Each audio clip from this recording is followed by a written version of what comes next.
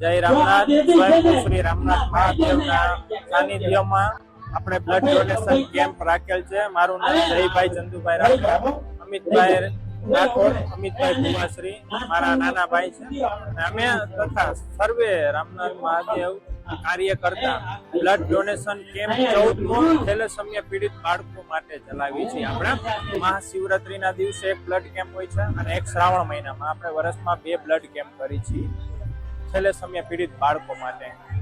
મહાશિવરાત્રીના દિવસે અને શ્રાવણ મહિનામાં 2 બ્લડ કેમ્પમાં ઓછામાં ઓછી 450-500 બોટલ આપણે બ્લડ એકત્રિત જે થેલેસેમિયા પીડિત બાળકો માટે આપણે બ્લડ એકત્રિત કરીએ છીએ.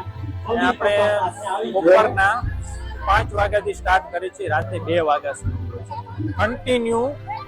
રામનાથ મહાદેવ દાદાની એટલી કૃપા ને એટલા આશીર્વાદ છે કે કોઈને કેવું નથી પડતું કે તમે બ્લડ ડોનેટ કરવા આવો. તમે જોઈ શકો છો અત્યારે ભીડ, આ સવારની ભીડ એટલી છે. બ્લડ ડોનેશન હજી અમે તો અહીંયા બધું ગોઠવવાની તૈયારી કરતા હતા.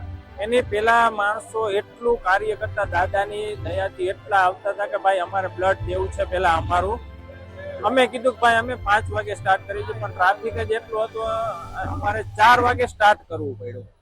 દાદાની એટલી કૃપા છે કે કોઈને હાથ પકડીને બોલાવા નથી પડતા. સ્વયંભૂ બધા આવે છે, સ્વયંભૂ રામનાથ દાદા છે એટલે સ્વયંભૂ આવે છે.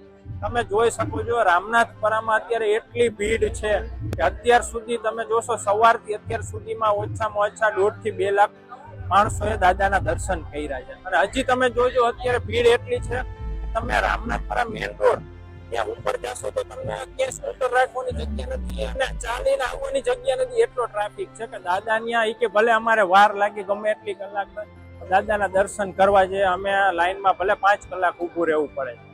અત્યારે ભીડ એટલી છે, કાર્યકર્તાનો બધાનો એટલો ઉત્સાહ છે. પાછળ આપણે ઘણા વર્ષોથી આપણે આયોજન કરી છીએ. અહીંયા એટલા કાર્યકર્તા, પોલીસ, ટેલિવિઝન પોલીસ, પોલીસ, અને અમારા કાર્યકર્તા પણ એટલો સહયોગ બધાને આપે છે. રામનાથ દાદાની કૃપા છે, રામનાથ દાદાની દયા છે. જય રામનાથ. સર્વેને મારા જય રામનાથ.